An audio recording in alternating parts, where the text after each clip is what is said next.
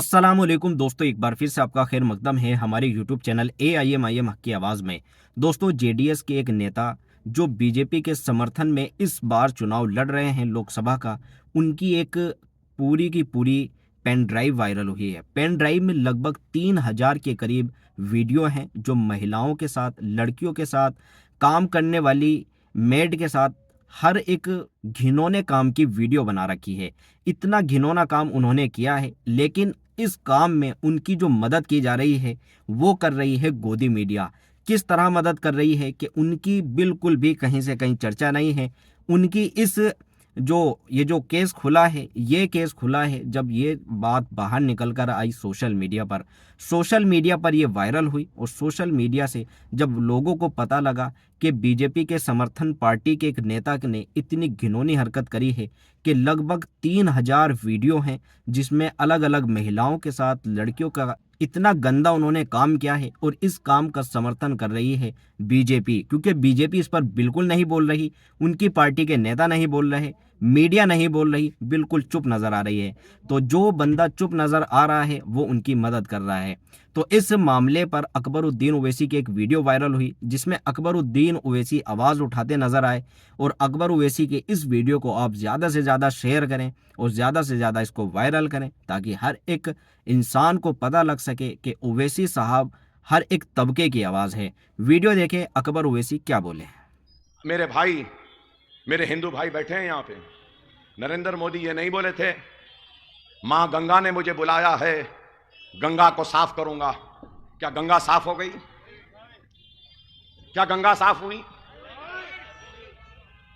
अरे मैं तो ये बोलूंगा कि अल्लाह भगवान गॉड अगर गंगा को जबान दे गई तो गंगा बोलेगी, तू मेरी गंदगी, मेरी को साफ करने की सोच। नरेंद्र मोदी, तू पहले अपनी सोच की गंदगी को खत्म कर, पहले अपने नजरिए को खत्म कर, नफरत को खत्म कर।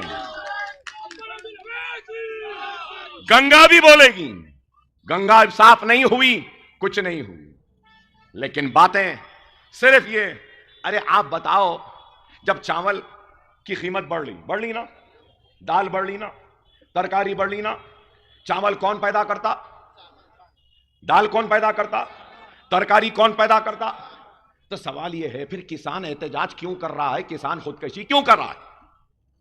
जब कीमत बढ़ रही है, पैसा बढ़ रहा है, तो फिर कहां जा रहा है? मैं तो ज्यादा कीमत दे के खरीद रहा हूं, लेकिन जो कीमत मैं दे रहा दो नहीं, यूनिफॉर्म सिविल कोड नहीं, वो मुसलमानों को ऐसा नहीं, महंगाई, अरे छोड़ो महंगाई, आ रहा घुसपैठियों से लड़ना है, ये है इनका। अरे भाई, मुल्क में लोग भूखे हैं, अरे कोई बात नहीं, भूखे रहने दो, सबसे पहले बच्चे पैदा करने वालों से लड़ना है। आप देखो क्या सोच है। क्या आप इस सोच, ऐसी फिक्र वालों को आप इख्तिदार देंगे? क्या निचली सतह की सोच और जुमले थे वजीर आजम के? मंगलसूत्र छीन लेंगे, चाइना जमीन छीन ले रहा है, इनको मंगलसूत्र की बात है। हमारा हिंदू भाई मंगलसूत्र बचा लेता मोदी, तो चाइना और अपनी सदर की हिफाजत कर, ये है। लेकिन ये इसकी नहीं, बस सिर्फ बातें बातें। आप बताओ, मुझे एक ही बात याद आती, एक वाकया याद आता। वो भी कैसे याद आया? मिस्टर मोदी एक मर्तबा बोले, मेरा क्या, मैं फकीर हूं, झोला डाला चला जाऊंगा। ओह, अच्छा फकीर है। ओह, 7000 electoral bonds, 7000 crore electoral bonds का मालिक है यह फकीर। अल्लाह ऐसी फकीरी हर फकीर को दे दे। आमीन बोलो, जोर से बोलो। क्या फकीर है? इलेक्टोरल बॉन्ड्स, करप्शन खत्म करूंगा, खाने दूंगा ना खाऊंगा। ओहो, नया रास्ता ढूंढे इलेक्टोरल बॉन्ड से। 7000 चिल्लर करोड़ जेब में। कौन दिया? नहीं, ये कानून नहीं बोलेगा।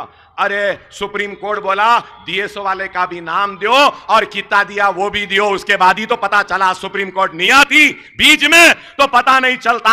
ये तो इलेक्टोरल बॉन्ड में व्हाइट लिए, नहीं मालूम ब्लैक कितना लिया। पूरे हिंदुस्तान का इलेक्शन लड़ रहे हैं, तो इलेक्शन में तो है ना, तो फिर ये कहां से आया? यही है पैसा। अरे आप बताओ, अजीब फकीरी है, फकीर हूं, झोला डाला चले गया। यही बात करूंगा कि मालूम आपको, एक बादशाह था, एक वक्त एक बादशाह था। हालात ऐसे आ गए कि वो बादशाह का तख्त, ताज, महल सब चले गया और वो फकीर हो गया। बादशाह था, ऐसे हालात आए, जिंदगी का सितम ऐसा आया कि तख्त गया, ताज गया, महल गया, दौलत गई, सब गया, फकीर हो गया। और एक फकीर था, किस्मत ऐसी चली कि फकीरी से निकला, तख्त पे बैठ गया, ताज मिल गया, हुक्मरान आ गया, मिल गई और दौलत आ गई। मगर फकीर था, तख्त मिल गया, ताज मिल गया, दौलत मिल गई, रईस हो गया, लेकिन उस फकीर जो फकीर बादशाह में उसकी जो बादशाही थी ना, उसमें रईसी नहीं आई, उसकी बादशाही में भी फकीरी नजर आती।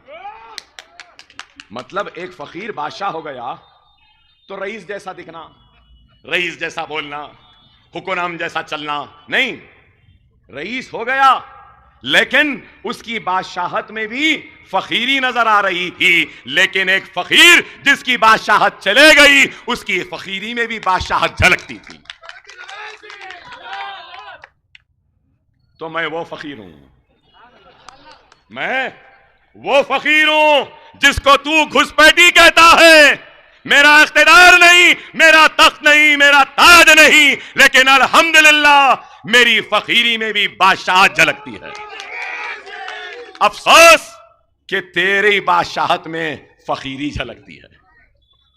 अरे यही है मजलिस, बेबाक क़यादत का नाम है और बेखौफ होकर बोलने वाली जमात का नाम है। मजलिस काम कर रही है। बेशक बहुत से मसाइल हैं, यहां के भी गोशा महल के, यहां सुभानपुरा है, इधर चारखंदिल है, या आगे का इलाका है, ये पूरे इलाके से मैं वाकिफ हूं।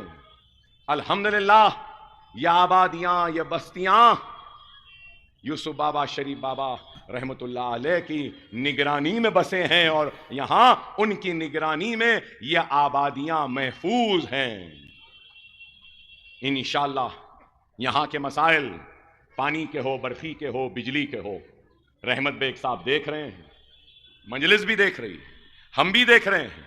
आप ये ना समझें कि अकबर ओवैसी आ गया, तकरीर करा, वोट लिया, चले गया। नहीं, अकबरुद्दीन ओवैसी आज अगर आया है तो जब तक हयात है, सांस है, आपके दरमियान में आता रहेगा, आपके दुख में आपके साथ रहेगा, आपकी तकलीफ में आपके दरमियान में रहेगा। आवाज देकर देखो, हम आपके दरमियान में रहेंगे, हम दरमियान में थे, हैं और रहेंगे।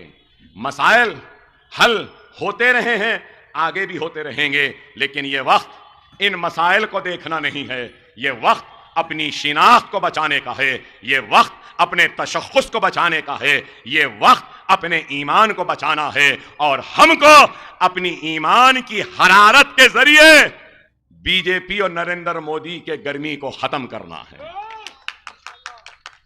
इंशाअल्लाह ताला 13 मई को मुझे यकीन है कि आपका एक एक वोट, आपके घर का एक एक वोट मजलिस इत्तेहादुल मुस्लिमीन के हक में इस्तेमाल होगा।